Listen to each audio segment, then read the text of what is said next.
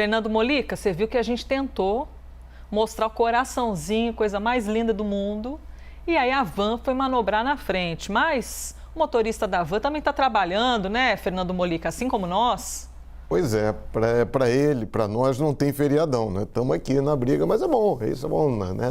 Não podemos parar, os fatos não param, ainda mais no Brasil, né? Que é uma profusão de fatos até que cansa, que é até assustadora. Mas vamos lá, bom dia a todos. Ali um coração já para brilhantar para a gente aqui a imagem, hein?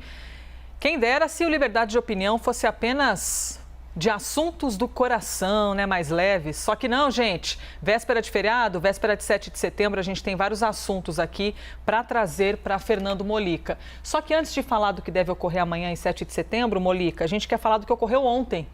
Aquele jogo, né, entre Brasil e Argentina, partida válida pelas eliminatórias da Copa do Mundo, que durou menos de 5 minutos.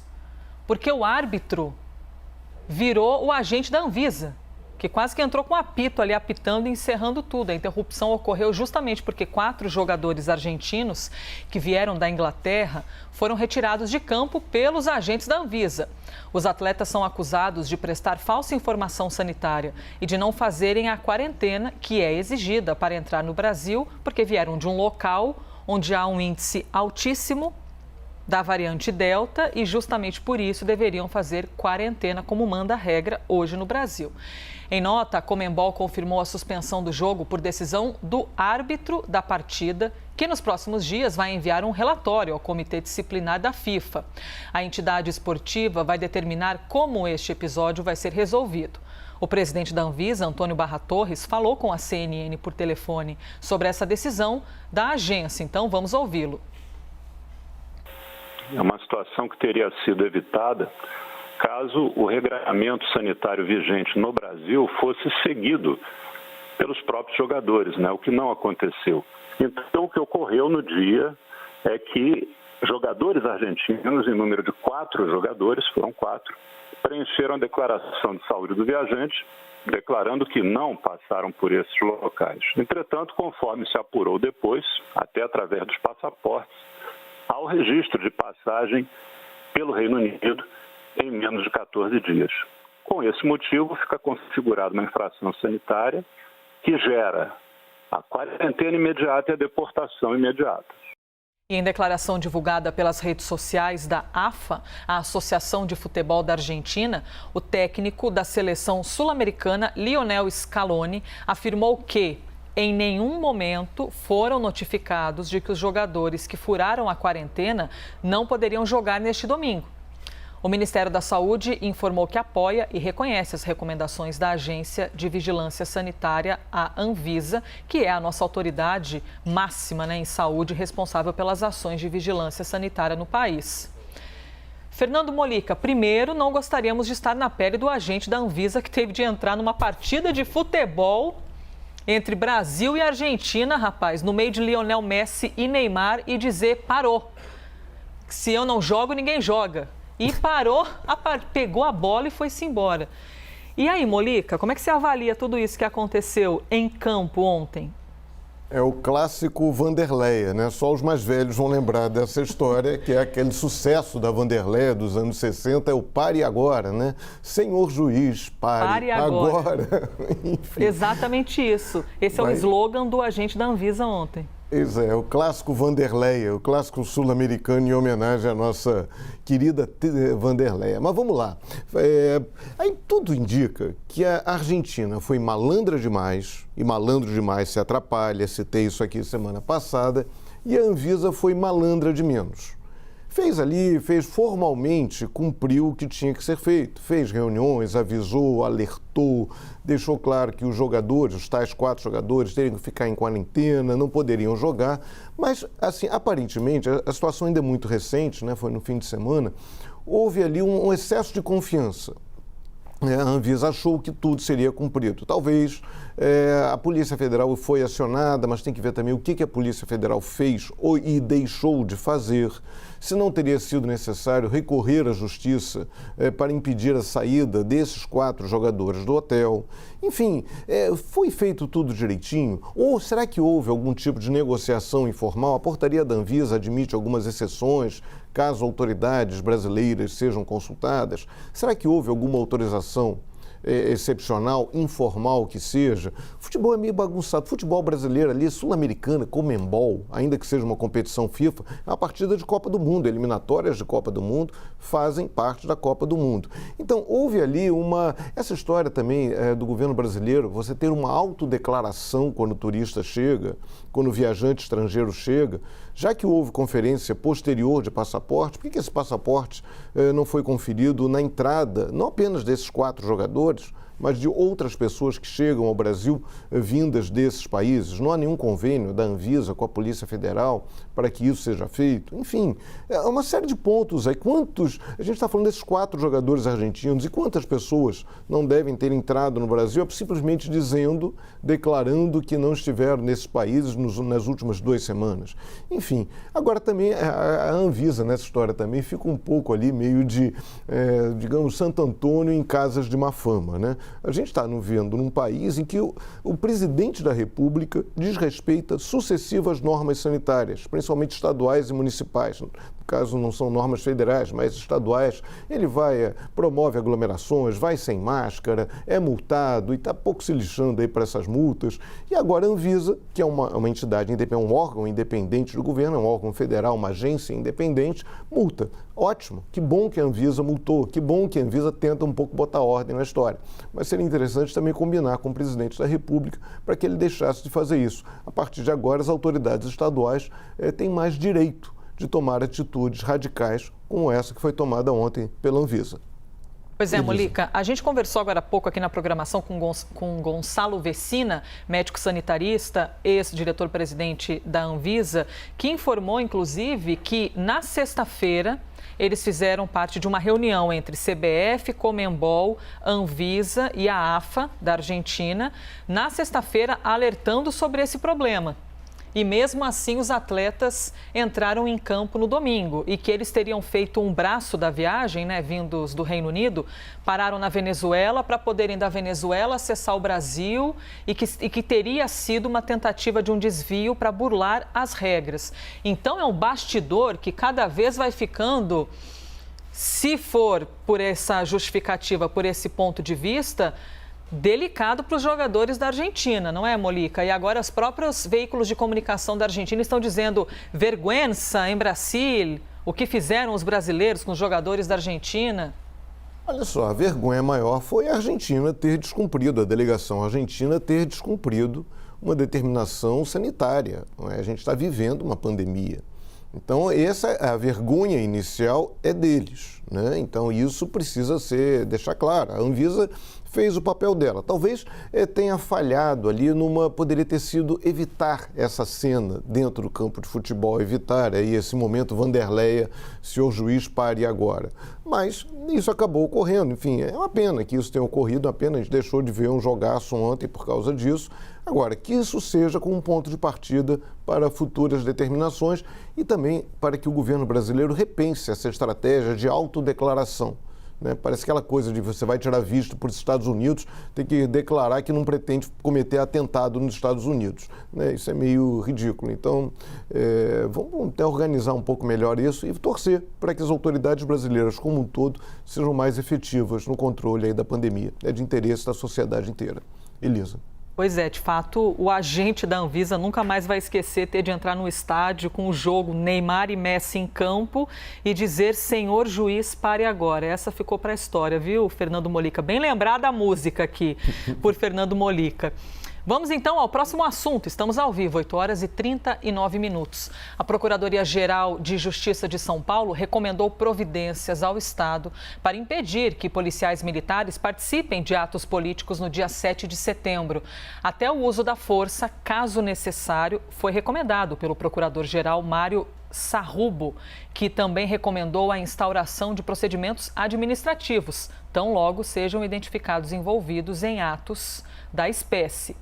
A Secretaria de Segurança Pública afirmou que a participação de policiais da Ativa em manifestações político-partidárias é vedada segundo a legislação vigente.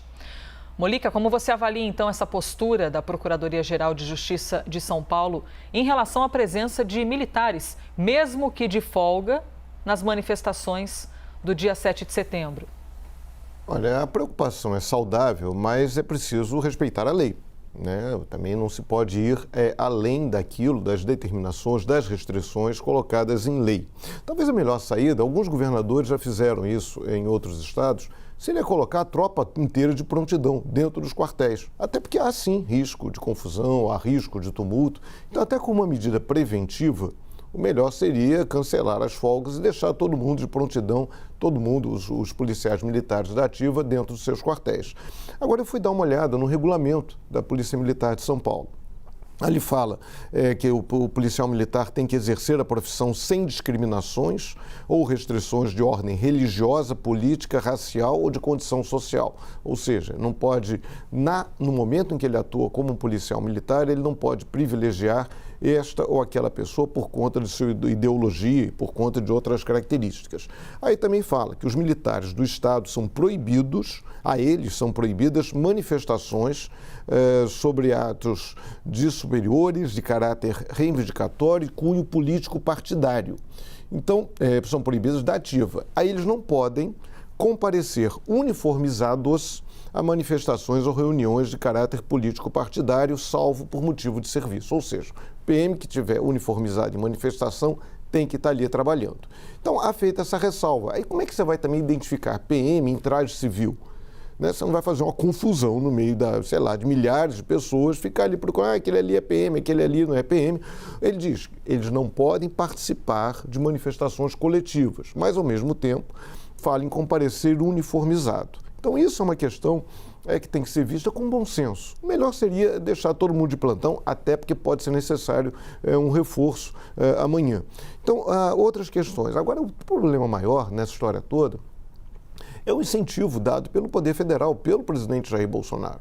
O presidente Jair Bolsonaro, aí no fim de semana, chegou a falar nisso, falar em policiais militares, acabou incentivando a presença de policiais militares nessas manifestações. Aí eu fui dar uma olhada na lei que pune os crimes de responsabilidade, que é aquela lei que serve de base para processos de impeachment. Então, diz o seguinte, um dos crimes de responsabilidade é incitar militares à desobediência à lei ou infração à disciplina. Então, é bom ter cuidado com isso e vamos respeitar a lei. Vamos ver, não se pode ir além do que está determinado pela lei, mas também a gente não pode ter tolerância com eventuais desvios. Elisa.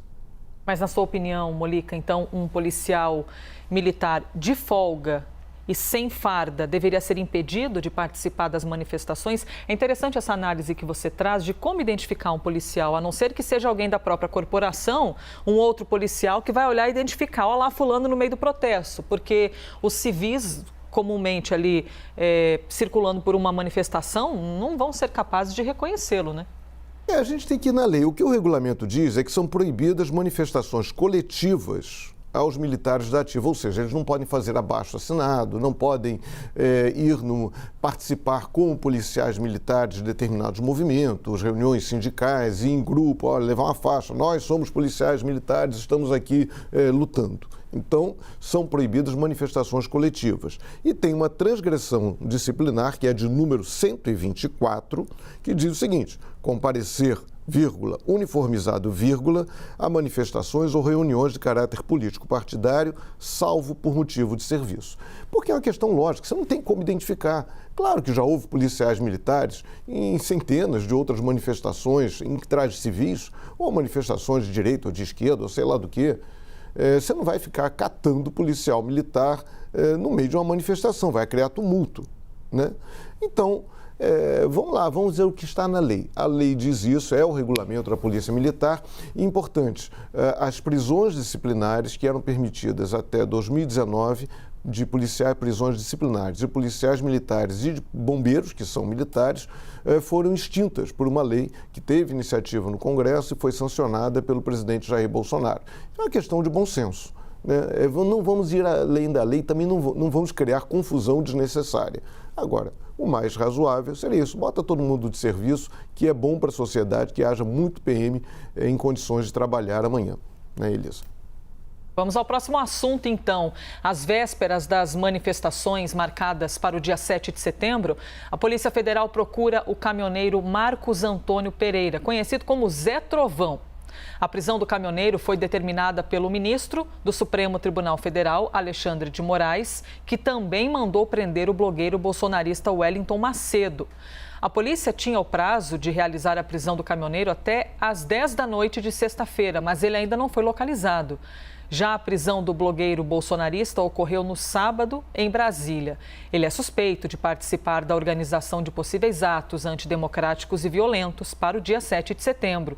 Um inquérito do Supremo investiga o planejamento e também o financiamento dessas ações que envolvem as manifestações anunciadas para amanhã. Como você avalia, então, Molica, essa ação por meio do Supremo Tribunal Federal, o ministro Alexandre de Moraes, e com relação a uma manifestação que, de um lado, há a expectativa de minha nossa, vai ser um furdunço danado, meu Deus, e outro lado pensa, não, é só democracia, estaremos na rua aqui simplesmente gritando pelos nossos direitos. Então vamos lá. Primeiro é deixar claro que não foi uma iniciativa do Alexandre de Moraes decretar a prisão. Ele decretou a prisão depois que as prisões foram pedidas pelo Ministério Público Federal, pela Procuradoria-Geral da República. Então não houve a Procuradoria que no âmbito aí de um inquérito da Polícia Federal que pediu que fossem decretadas essas prisões. E, entre outros motivos, porque essas duas pessoas já tinham sido impedidas liminarmente, impedidas por uma decisão judicial anterior de fazer manifestações relacionadas, transmissões relacionadas a esses atos, já que eles estavam não convocando para uma manifestação pacífica, eles estavam convocando para atos que infringiam a lei, faziam ameaças, enfim. E eles descumpriram essa determinação judicial. Então, vamos lá. Foi assinado, as prisões foram determinadas pelo Alexandre de Moraes, mas foram pedidas pelo Ministério Público, pela Procuradoria-Geral da República, que não é um órgão do Judiciário, é um órgão independente. Muitas vezes, nessa gestão, até acusado de ser leniente demais com o presidente Jair Bolsonaro e seus apoiadores. Então, isso para deixar claro. Agora, a prisão por crime, por um crime de opinião, por uma prisão antes do resultado do julgamento, é algo sempre delicado. Né? Porque uma coisa é crime. No Brasil, você atentar contra as instituições democráticas, você ameaçar essas instituições, isso é crime. Está previsto até naquela lei aí que o presidente Jair Bolsonaro sancionou semana passada em substituição à Lei de Segurança Nacional. Mas é uma fronteira muito delicada, né, essa questão da liberdade de expressão. Então, não tenho liberdade de expressão? Tem, mas olha só, a lei no Brasil proíbe o racismo. Né? Você não pode fazer uma manifestação pacífica defendendo racismo. Não pode, por mais pacífica que seja essa manifestação, ela não é pacífica, ela é agressiva, porque ela atenta contra a lei. Você não pode fazer uma manifestação para defender a discriminação de homossexuais. Isso é contra a lei. Né? Então não pode, por mais pacífica que seja, ela não é pacífica ao defender um crime. Então, aí quando você ataca a democracia, você pode fazer manifestações para fechar instituições democráticas, como o Supremo Tribunal Federal, como o Congresso Nacional? Não pode, porque isso é contra a lei. Então é uma discussão muito delicada. A democracia pode permitir que haja manifestantes contra a própria democracia, em nome da democracia, do direito à liberdade de expressão, você vai garantir a liberdade daqueles que defendem crimes contra a democracia? É isso que o Ministério Público diz que não, e o Supremo Tribunal Federal, também diz que não. Elisa. Próximo assunto, o presidente Jair Bolsonaro tem convidado integrantes de sua equipe ministerial para participar das manifestações de amanhã, isso de acordo com a apuração do jornalismo da CNN em Brasília. 2 ministros confirmaram à CNN que receberam o convite. A tendência, no entanto, é de que ministros da articulação política, como Ciro Nogueira, da Casa Civil, Flávio Arruda, da Secretaria de Governo, não compareçam às manifestações. Isso porque os dois têm atuado como interlocutores do Executivo, tanto com o Judiciário como com o Legislativo. Integrantes da base aliada no Congresso Nacional informaram ao Palácio do Planalto que não vão aceitar manifestações de vandalismo. A expectativa é de que, em discursos públicos, Bolsonaro reforce as críticas à Suprema Corte, atitude que deve manter a atual crise institucional entre executivo e judiciário. Molica, por enquanto estamos no campo da expectativa, daquilo que as pessoas acreditam que vai ocorrer. Mas e você? Acredita que vai ocorrer de que maneira esse 7 de setembro? Eu torcer para que fique tudo tranquilo, né? Que não haja excessos. Agora, ontem eu conversei com um líder importante de um partido que fica ali, um partido de centro-direita, que não é alinhado necessariamente ao presidente Jair Bolsonaro, mas que está ali, não faz oposição. Ele diz que tudo vai depender muito de como essas manifestações se realizarem amanhã. Se elas forem muito grandes, como se espera que sejam, e se forem pacíficas, na avaliação dele, o presidente Jair Bolsonaro sai muito fortalecido. Agora, se houver depredação de prédios públicos, invasão de prédios públicos, como o Supremo Tribunal Federal e do Congresso, diz que aí a situação fica muito complicada. Isso vai acabar pressionando o presidente da Câmara, o Arthur Lira, até a dar início ao processo de impeachment. Por exemplo, uma invasão ao Congresso Nacional.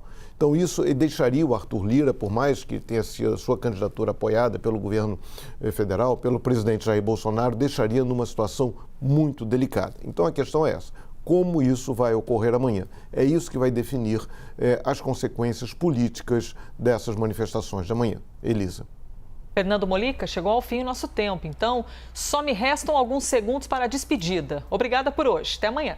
Obrigado, até amanhã. Que tudo fique tranquilo amanhã. Grande abraço.